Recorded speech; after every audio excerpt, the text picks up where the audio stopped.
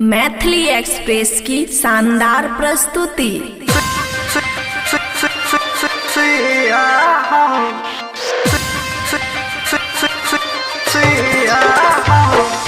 DJ Manish Raxaul.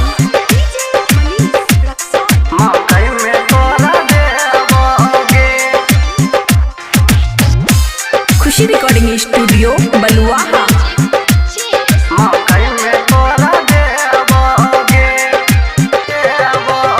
चुनरी हटा कर चुम्मा ले बोगे, लहंगा उठा कर देख ले बोगे। छौरी एक नंबर सुइया हम मकई में तोरा देबोगे। छौरी खाली छो पेट तोहर फ्री में भर देबोगे। चुनरी हटा कर चुम्मा ले बोगे, लहंगा उठा कर देख ले बोगे। छौरी एक नंबर सुइया हम मकई में तोरा देबोगे। छौरी खाली छो पेट तोहर फ्री में भर देबोगे। मकई में तोरा देबोगे। डीजे मनीष रक्सौल।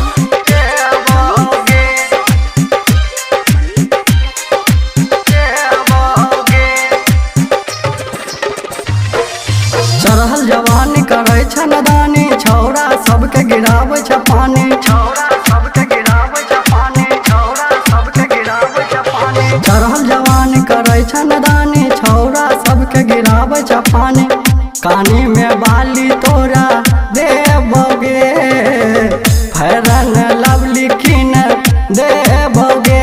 छौरी एक नंबर सुइया हम मकई में तोरा देबोगे। छौरी खाली छो पेट तोहर फ्री में भर देबोगे। डीजे मनीष रक्सौल।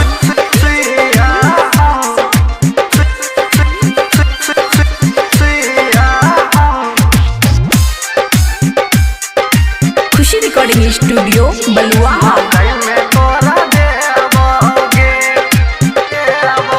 राइटर कैलाश करे छो बहाना, सिंगर विलास गावे छो गाना। सिंगर विलास गावे छो गाना। सिंगर विलास गावे छो गाना। राइटर कैलाश करो बहाना, सिंगर विलास गावे छो गाना।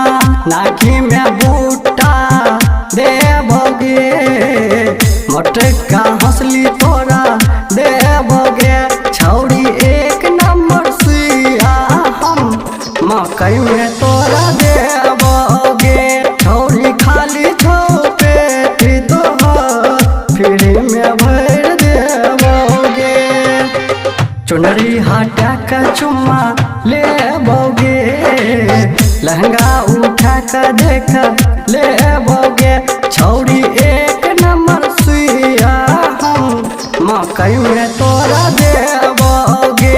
छौरी खाली छो पेट तोहर फ्री में भर देबोगे। खुशी रिकॉर्डिंग स्टूडियो बलुआहा।